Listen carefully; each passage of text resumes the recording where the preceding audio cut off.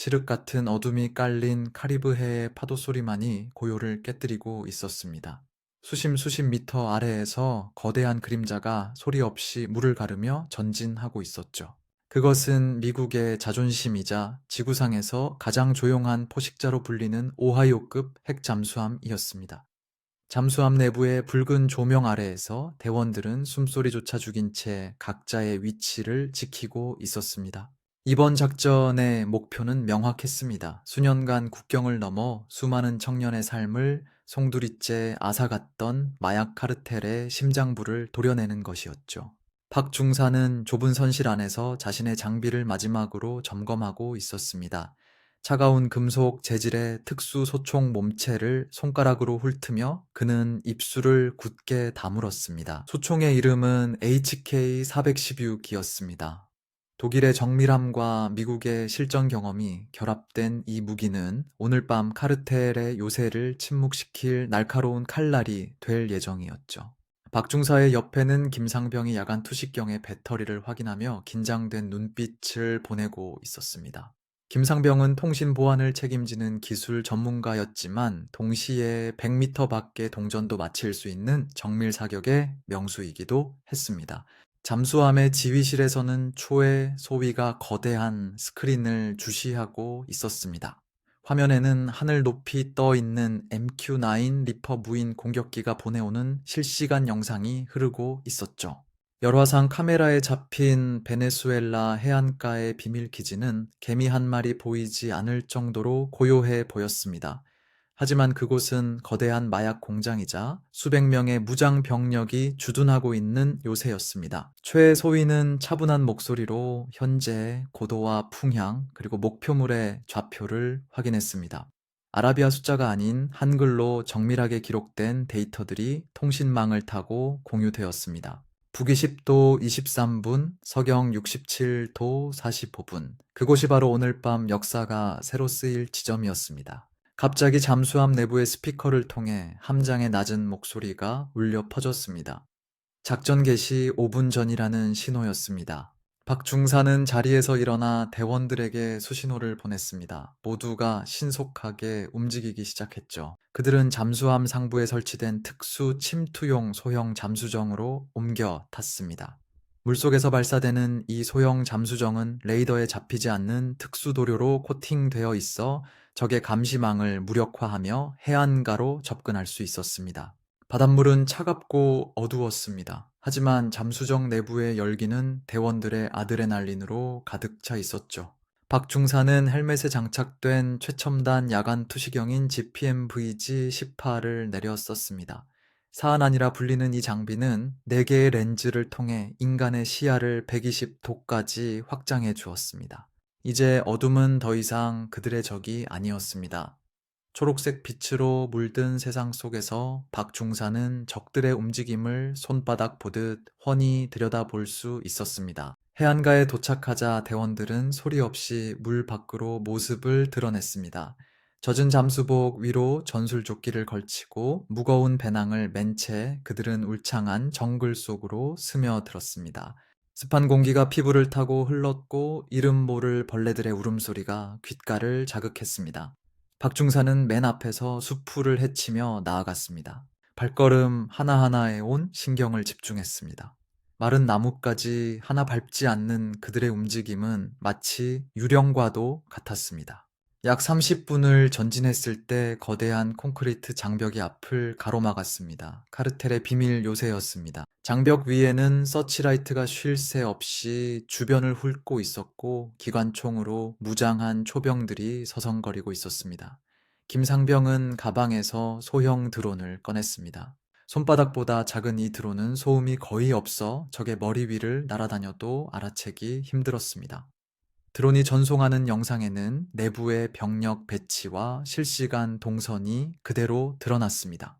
박 중사는 무정이 너머로 본부의 최소위에게 신호를 보냈습니다. 준비가 끝났다는 의미였습니다. 이제 하늘에서의 지원이 시작될 차례였습니다. 수만 피트 상공에서 대기하고 있던 B2 스피릿 스텔스 폭격기가 육중한 몸을 틀었습니다. 레이더에 잡히지 않는 이 거대한 박쥐는 카르텔의 방공망을 비웃듯 목표 지점으로 다가갔습니다.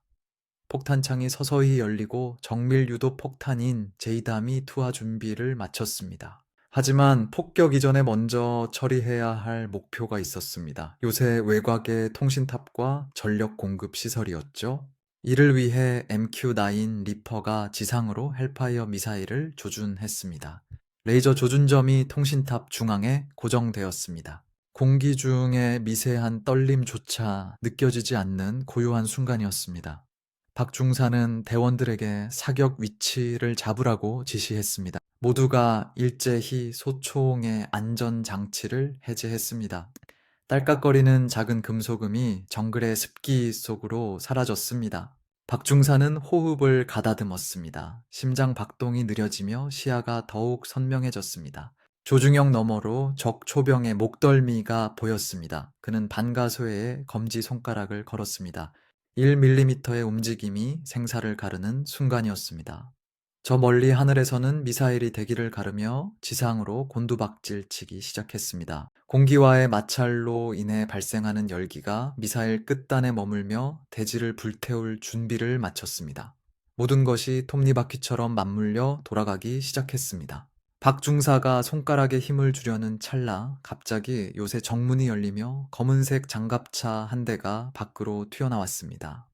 예상치 못한 변수였습니다. 장갑차 위에 장착된 중기관총이 박중사 일행이 숨어있는 숲을 쪽을 향해 총구를 돌리기 시작했습니다. 일촉즉발의 위기였습니다. 적들이 아군의 존재를 눈치챈 것일까요? 박중사의 눈동자가 가늘게 떨렸습니다. 장갑차의 거대한 타이어가 진흙을 헤치며 굴러가는 소리가 고막을 파고들었습니다. 디젤 엔진이 뿜어내는 매캐한 매연과 뜨거운 열기가 정글의 습한 공기와 뒤섞여 코끝을 찔렀죠. 박중사는 심장이 터질 듯이 뛰었지만 손가락 하나 움직이지 않았습니다. 적의 중기관총 포신이 그가 매복한 수풀을 향해 천천히 회전하기 시작했습니다. 강철이 맞물려 돌아가는 불길한 기계음이 정적을 깨뜨렸습니다. 만약 여기서 발각된다면 팀원 전체가 위태로운 상황이었습니다. 하지만 그 찰나의 순간 하늘 위 수만 피트 상공에서는 이미 정밀한 계산이 끝나 있었습니다. 최소희는 지상 통제소에서 조이스틱을 쥔 손에 힘을 주었습니다. 화면 속의 레이저 조준점은 장갑차의 가장 취약한 부위인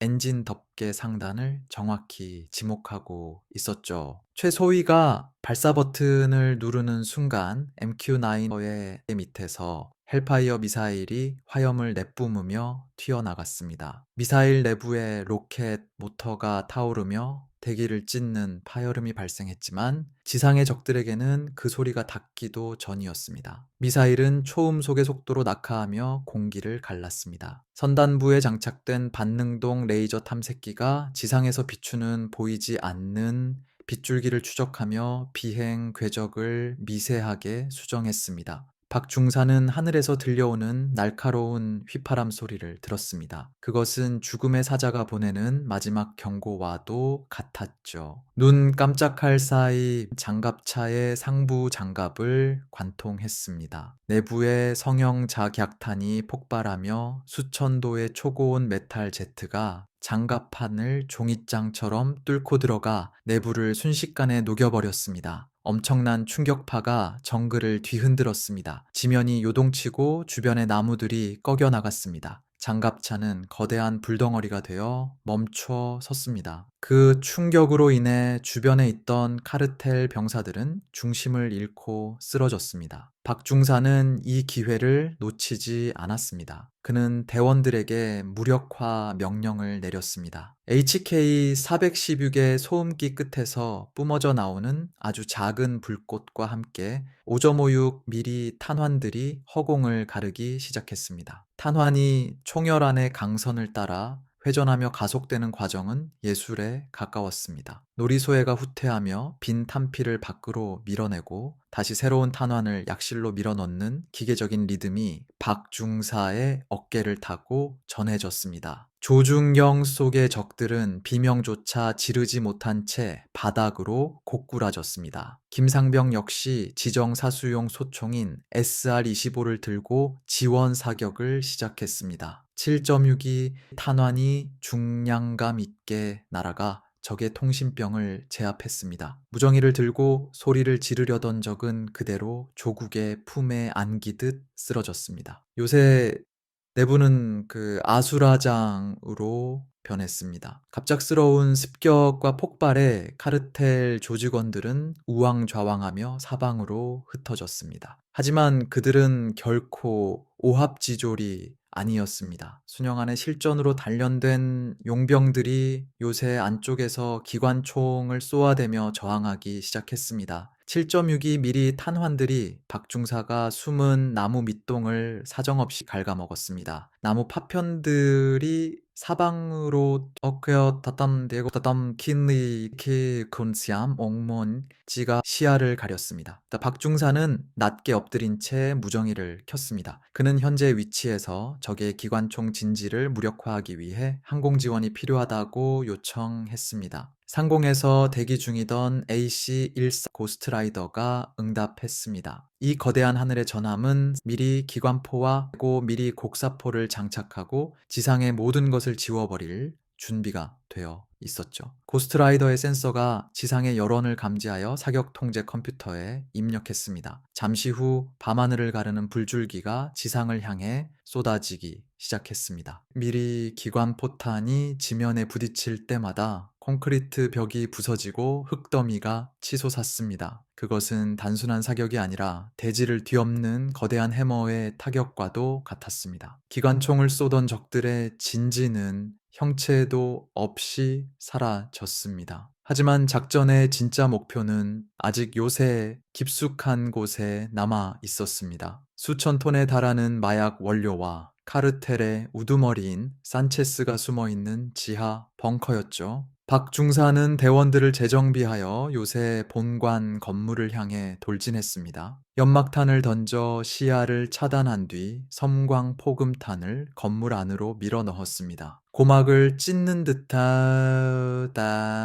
함께 눈을 멀게 하는 강렬한 빛이 실내를 가득 채웠습니다. 그 짧은 순간 박중사는 건물 내부로 진입했습니다. 야간 투시경 너머로 보이는 적들은 정신을 차리지 못한 채 허우적거리고 있었습니다. 박중사의 소총이 다시 한번 불을 뿜었습니다. 복도를 지나 지하 계단으로 내려가는 길은 험난했습니다. 적들은 계단 통로에 폭발물을 설치해 두었고 좁은 공간에서의 교전은 극도의 긴장감을 유발했습니다. 김상병은 휴대용 방패를 앞세워 대원들을 보호하며 천천히 전진했습니다. 적의 권총탄이 방패에 부딪히며 불꽃을 일으켰습니다. 박중사는 수류탄의 안전핀을 뽑았습니다. 금속 핀이 빠지는 소리가 마치 운명의 시계추 소리처럼 들렸습니다. 그가 수류탄을 지하 복도 끝으로 던지는 순간 지하 벙커의 두꺼운 철문이 서서히 열리기 시작했습니다. 그 안에서 뿜어져 나오는 차가운 냉기와 함께 기괴한 기계 장치들이 모습을 드러냈습니다. 그것은 단순한 마약 공장이 아니었습니다. 박중사의 눈이 경악으로 가득 찼습니다. 벙커 내부에는 미국의 대도시를 겨냥한 것으로 보이는 중거리 탄도 미사일 발사대가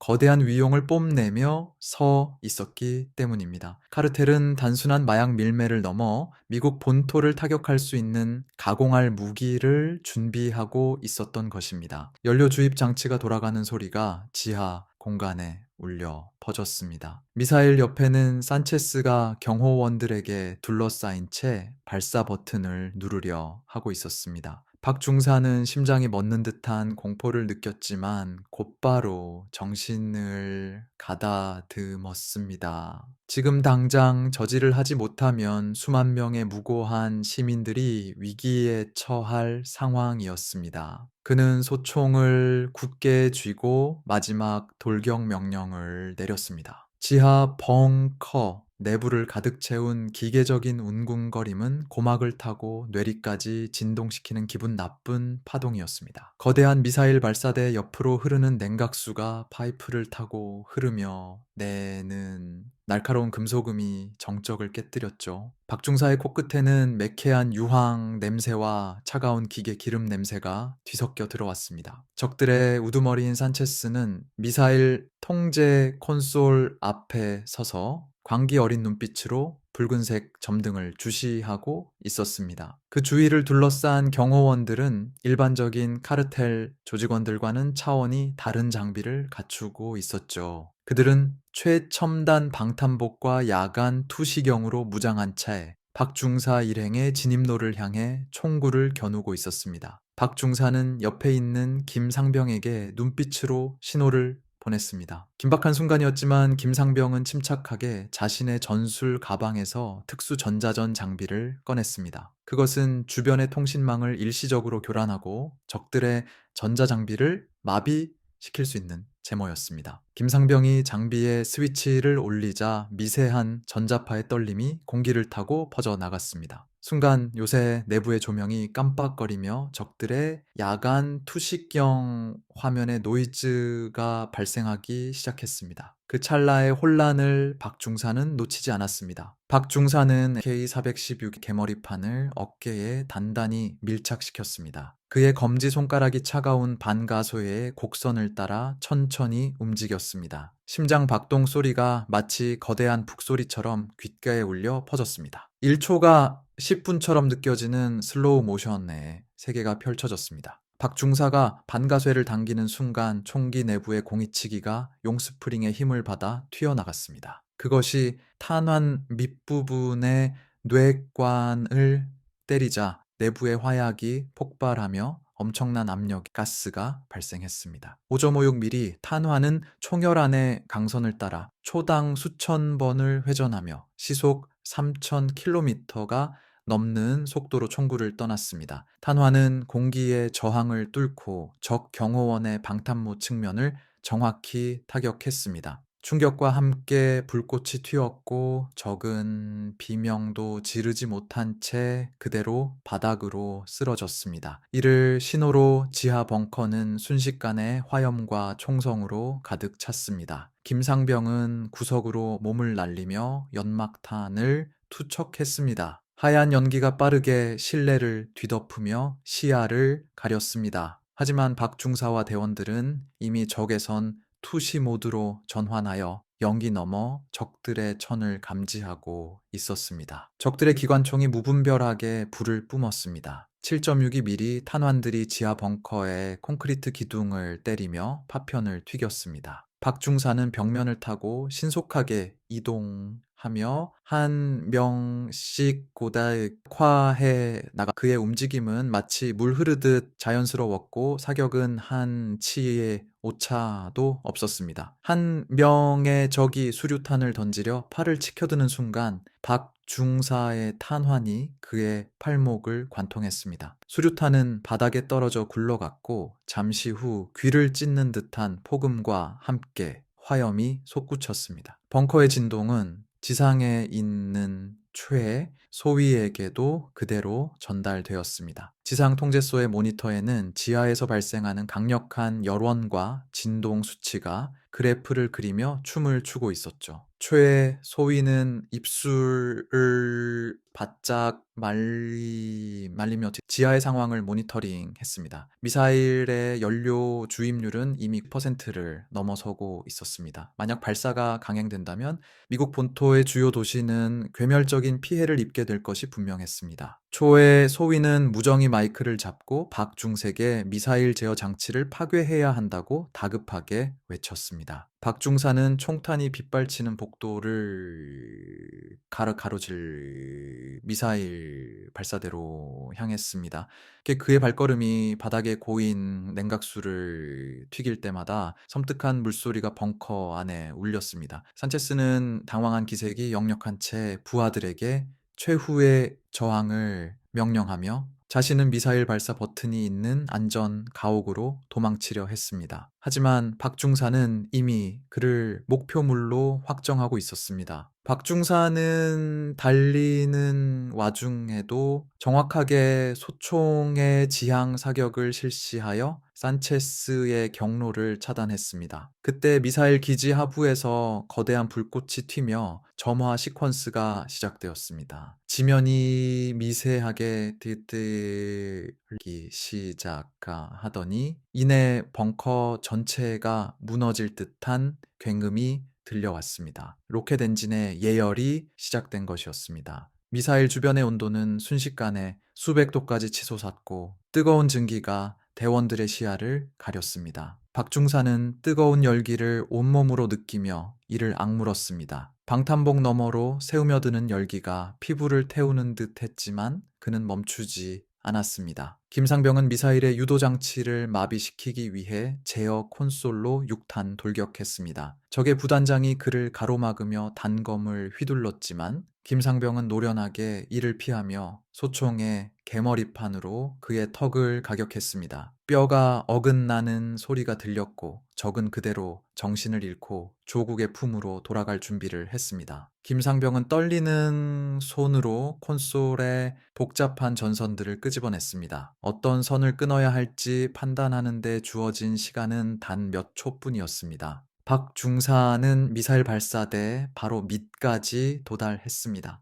위를 올려다보니 거대한 미사일 몸체가 서서히 위로 솟구치려 꿈틀거리고 있었습니다. 고정 장치들이 하나둘씩 풀리며 묵직한 금속 마찰음이 발생했습니다. 박중사는 자신의 가방에서 마지막 남은 특수 폭약을 꺼냈습니다. 이것은 미사일의 엔진 노즐을 직접 파괴하여 추진력을 상실시키기 위한 최후의 수단이었습니다. 그는 뜨거운 열기 속으로 손을 뻗어 폭약을 미사일 하단부에 부착했습니다. 그 순간 산체스가 구석진 곳에 숨겨두었던 원격 조종식 중기관총 포탑이 박중사를 향해 고정되었습니다. 박중사는 폭약을 설치하느라 무방비 상태였습니다. 김상병이 이를 발견하고 비명을 지르며 자신의 소총을 연사했지만 거리가 너무 멀었습니다. 중기관총의 총구가 벌겋게 달아오르며 박중사의 등 뒤를 겨누는 찰나의 순간 박중사는 본능적으로 몸을 날렸습니다. 무수한 탄환들이 박중사가 방금 서 있던 자리를 지식였습니다. 콘크리트 바닥이 분쇄되어 먼지가 일어났고 박중사는 충격으로 인해 미사일 발사대 너머로 튕겨나갔습니다. 정신이 아득해지는 가운데 미사일의 발사 카운트다운은 10초를 가리키며 깜빡이고 있었습니다. 9, 8, 7 숫자가 줄어들 때마다 지면의 진동은 더욱 거세졌습니다. 박중사는 떨리는 손으로 주머니 속의 폭파 스위치를 더듬었습니다. 과연 그는 이 거대한 재앙을 멈추고 팀원들과 함께 무사히 이 지옥 같은 벙커를 빠져나갈 수 있을까요? 육중한 미사일의 꼬리 부분에서 뿜어져 나오는 화염은 이미 지면을 녹여버릴 듯 뜨거웠습니다. 발사대 주변의 공기는 섭씨 수백 도까지 치솟았고 박중사의 전술 장갑 너머로 살을 파고드는 열기가 느껴졌죠. 카운트다운은 이제 3초를 가리키고 있었습니다. 박중사의 시야는 먼지와 충격으로 인해 흐릿해졌지만 오직 하나의 목표만을 향해 손을 뻗었습니다. 그의 손가락 끝에 기적처럼 무선 기폭 장치에 차가운 금속 스위치가 걸렸습니다. 심장 박동이 멈춘 것 같은 찰나의 순간 박중사는 온 힘을 다해 스위치를 눌렀습니다. 그와 동시에 미사일 하단부에 부착되었던 특수 폭약 C4가 폭발했습니다. 강력한 화학 에너지가 팽창하며 좁은 공간을 압축했고 그 압력은 미사일의 핵심 부품인 액체 연료 펌프와 엔진 노즐을 순식간에 지식여버렸습니다. 위로 솟구치려던 미사일은 추진력을 잃고 거대한 고메스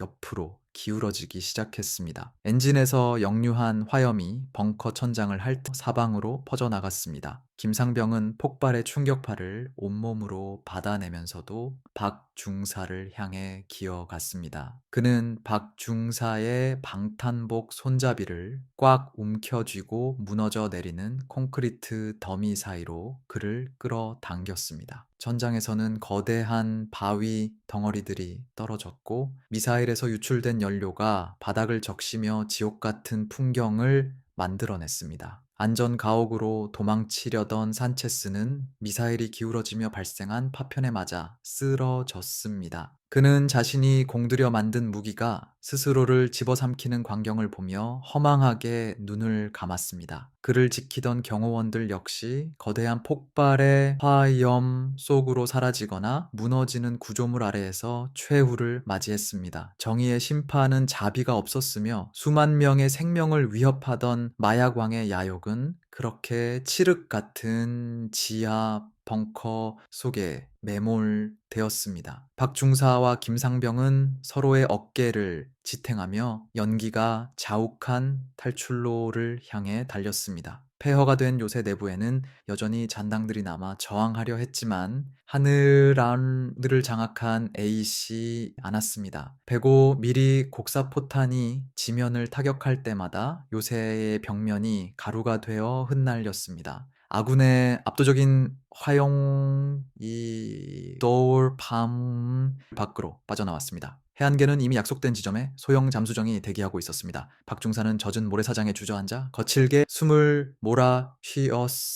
딴덧 먼지로 범벅이 된 그의 얼굴 위로 시원한 바닷바람이 스쳐 지나갔습니다. 뒤를 돌아보니 카르텔의 요새는 거대한 불꽃놀이라도 하듯 밤하늘을 붉게 물들이며 타오르고 있었습니다. 미국의 본토를 위협하던 미사일도 세상을 병들게 하던 마약들도 모두 그 불길 속에서 재가 되어 사라졌습니다. 본부의 초의 소위는 통신망을 통해 대원 전원의 생존과 임무 완수 소식을 듣고는 그제야 팽팽했던 긴장의 끈을 놓았습니다. 그는 화면 속에 비치는 위성 영상을 보며 이번 작전이 단순한 군사 행동 이상 의미를 지님을 깨달았습니다. 그것은 악에 맞서 싸우는 평화의 수호자들이 거둔 위대한 승리였습니다. 최소위는 벅차오르는 감정을 억누르며 본국의 작전 성공을 보고했습니다. 며칠 후 박 중사와 대원들은 잠수함의 좁은 갑판 위에 올라와 끝없이 펼쳐진 수평선을 바라보았습니다. 그들의 가슴에는 조국과 세계를 지켰다는 뜨거운 자긍심이 가득 차 있었습니다. 비록 세상은 이들이 오늘 밤 어떤 사투를 벌였는지 알지 못하겠지만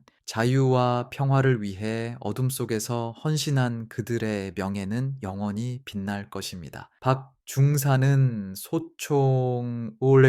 소총을 정비하며 나지막이 중얼거렸습니다. 우리는 다시 돌아올 것이고 정의는 결코 멈추지 않을 것이라고 말이죠. 파도는 여전히 잔잔하게 일렁였고 저 멀리 수평선 너머에서는 희망찬 내일의 태양이 서서히 고개를 들고 있었습니다. 대한민국의 아들들이 미국의 형제들과 함께 이룬 이 위대한 승리는 전설이 되어 군 수뇌부의 비밀 보관함 속에 소중히 기록되었습니다. 정의의 칼날은 언제나 날카롭게 갈려 있으며 적들이 다시 고개를 드는 순간 우리는 더 강력한 참교육을 들고 그들 앞에 나타날 것입니다. 지금까지 베네수엘라의 어두운 이면을 잠재운 미국과 한국 정예 요원들의 필사적인 사투를 들려드렸습니다. 긴박했던 전장의 숨소리가 여러분의 가슴에도 전달되었기를 바랍니다. 정의를 위해 싸우는 모든 이들에게 경의를 표하며 이야기를 마칩니다.